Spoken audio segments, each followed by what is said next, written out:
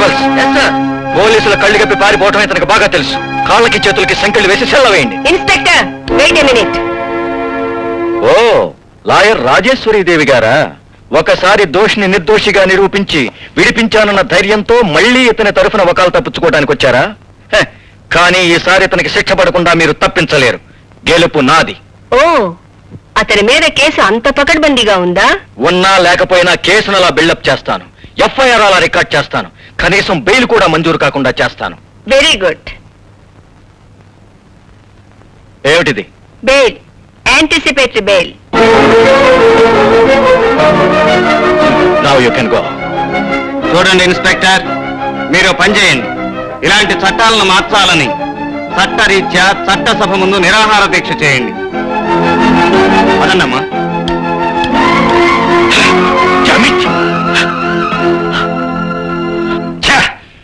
గడ్డి పూచ లాంటి ఒక గుడ్డిది ఒక బజార్ రౌడీని అడ్డం పెట్టుకుని నాతో మళ్ళీ పులి జూతం ఆడుతుందా? దాని అంతు చూస్తాను. యాంటిసిపేటరీ బెయిల్ ఇచ్చి ఆ సూర్యాన్ని విడిపించుకు వెళ్ళిందంటే తప్పకుండా మన మీద పగ తీర్చుకోవడానికి నిశ్చయించుకుని ఉంటుంది. కనురెప్ప మూసి తెరిచే లోపున దాని ఎత్తుల్ని చిత్తు చేస్తాను. కానీ ఆ సూర్యంగాడి చేతిలో ఇప్పటికే 2 సార్లు దెబ్బతిన్నాం. బావా, ముందు ఆ సూర్యంగాడిని ఫినిష్ చేయాలి. అందుకు నువ్వు ఏదైనా ప్లాన్ ఆలోచించాలి. అలాగే.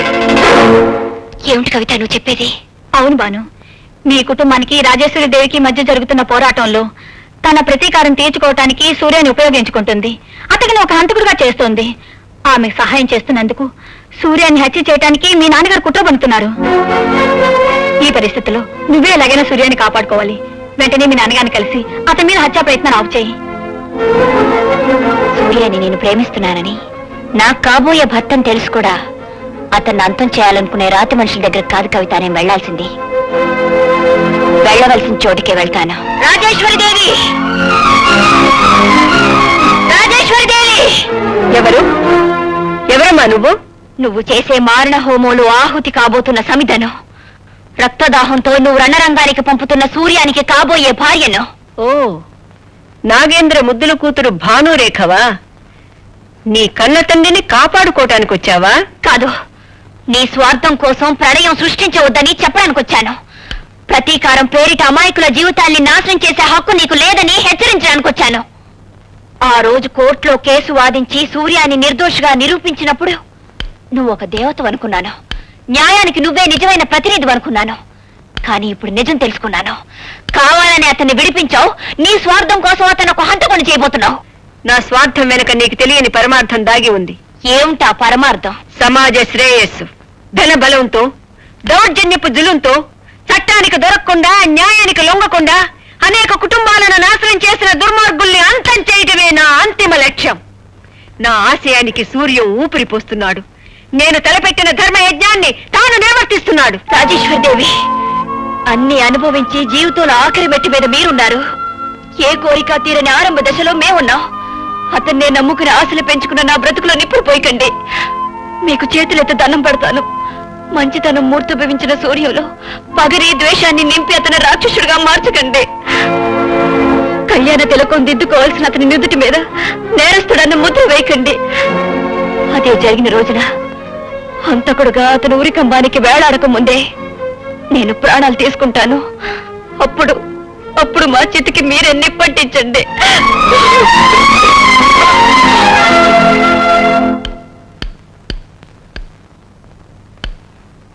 మేడం, ఆమె ఆవేదనలో అర్థం ఉందేమో, ఆలోచించండి.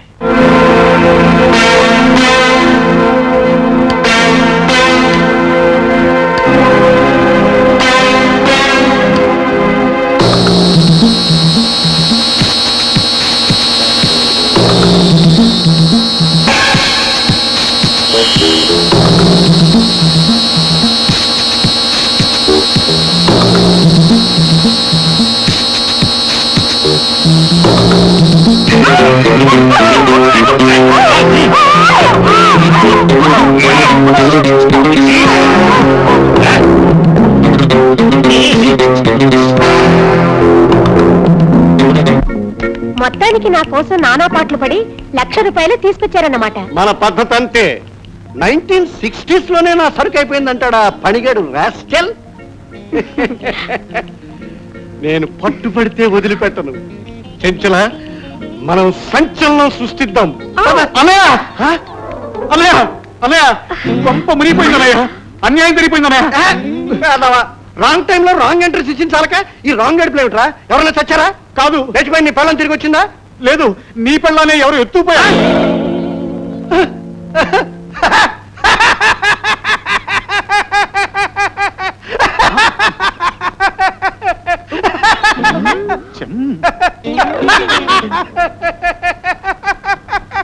అన్నయ్య, నువ్వేం కంగారు పడకు. ఏమిటా పిచ్చి నవ్వు?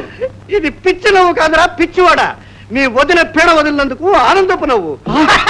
తప్పనయ్యా, నేను వాళ్ళతో మాట్లాడాను. ₹1,00,000 ఇస్తే వాళ్ళు వదిలి వదిలిపెడతామన్నారు. ఈ ₹1,00,000 తీసుకెళ్లి వదిలి తీసుకొస్తాను. ఇది మీ బండ వదిన కాదురా, నా ముద్దుల చెంచలకి. ద్రోహి, ఈ 1,00,000 నేను కొట్టేసి చెంచలకిద్దాం అనుకుంటే ఇలా దెబ్బ కొడతావా? ఉండు, నీ పని చెప్తాను. చెంచా, ఇంకా ఇక్కడ నిలబడ్డావా? ఎక్కిన మత్తు దిగిపోయింది, వచ్చిన ఉద్రేకం చల్లారిపోయింది. అవతలికి పోరా. చెంచల, తొందరపడి నీ పుస్తకం చదవకు. నేను ₹10,000 ఇస్తాను. చెంచలు నాకే సొంతం. ఆగండి, అంచెలంచెలుగా మీదకొస్తున్నారు. అదేమిటి? ₹1,00,000 ఇచ్చాను కదా. మీ తమ్ముడు ఇంకో 10,000 రేటు పెంచాడుగా. అయితే నేను 20,000 ఇస్తా. చెంచల, ముందు తీసుకురండి. ఇప్పుడే తెస్తా. దొంగ సచ్చినారా, తలుపు తీయండిరా. నువ్వని చెప్తాను, మర్యాదగా తలుపు తీస్తాను లేదా? రేయ్, నేను బయటకు వస్తే చంపేస్తాను రా. రేయ్, అబ్బో అబ్బో అబ్బో అబ్బో, వదిలిపెట్టు బాబోయ్.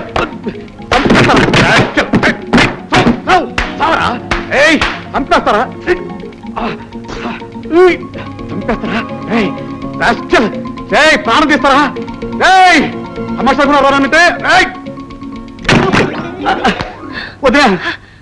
బాబు పని దిక్కమల్ సచ్చినోడు. ఎన్ని దెబ్బలు కొట్టారు బాబు? నాకోసం ఇన్ని దెబ్బలు తిన్నావా? పర్వాలేదు వదిన, తల్లి లాంటి నీ కోసం త్యాగం చేస్తేనే. కానీ దేవుళ్ళు లాంటి అన్నయ్య నిన్ను కాదంటున్నాడు. ఏమన్నాడు? శని వదిలిపోయిందన్నాడు. మీ అన్న దొంగ సచ్చినోడు ఎక్కడున్నాడు? అన్నయ్య ఎక్కడున్నాడో నాతో చెప్పించొద్దు వదిన. పర్వాలేదు, చెప్పు బాబు. నేను చెప్పలేను వదిన. చెప్పు బాబు. అన్నయ్య మిస్ చెంచల ఇంట్లో ఆమె పక్క మీద ఆమె పక్కనే ఉన్నాడు. నాతో చెప్పించొద్దు వదిన, చెప్పించొద్దు. ఏమిటి? చెంచల ఇంట్లోనా? 20,000 పట్టుపడితే వదలరు కదా. ఇంకా పట్టుకోలేదు కదా. చెంచా పత్రికని వదినా, నమ్మొద్దు, ఇదంతా నాటకం. ఇంత మృదువుగా నన్ను తొక్కగలిగింది నా పెళ్ళావి. ఇది నిస్సందేహంగా నా పెళ్ళం కాలే. చూసావా భద్రం, నీ అందాల కాలు ఎలా గుర్తుపట్టావో?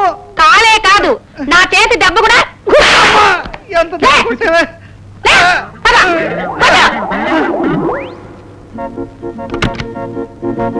చెంచరా, చూసావా ఎలా నాటకం ఆడాను? ఆ 1,00,000 అకౌంట్లు వేసుకో, నా 10,000 అప్పుగా రాసుకో. నన్ను నీ వాడిని చేసుకో. చేసుకోవాల్సింది నేను కాదు, మరి అటు చూడు. ఈమెవరో తెలుసా? పార్వతి, నీ భార్య. అంతేకాదు, నాకు అక్క కూడా.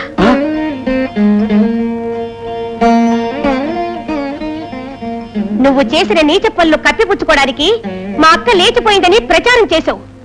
నీకు బుద్ధి చెప్పడానికి నేను ఈ నాటకం ఆడాను. నీ గుట్టంతా టేప్ చేశాను తెలుసా? మర్యాదగా మా అక్కని కాపురానికి తీసుకెళ్ళకపోయావో నీ మీద కేసు పెట్టి జైలుకు పంపిస్తాను. ఏలుకుంటాను. పార్వతి,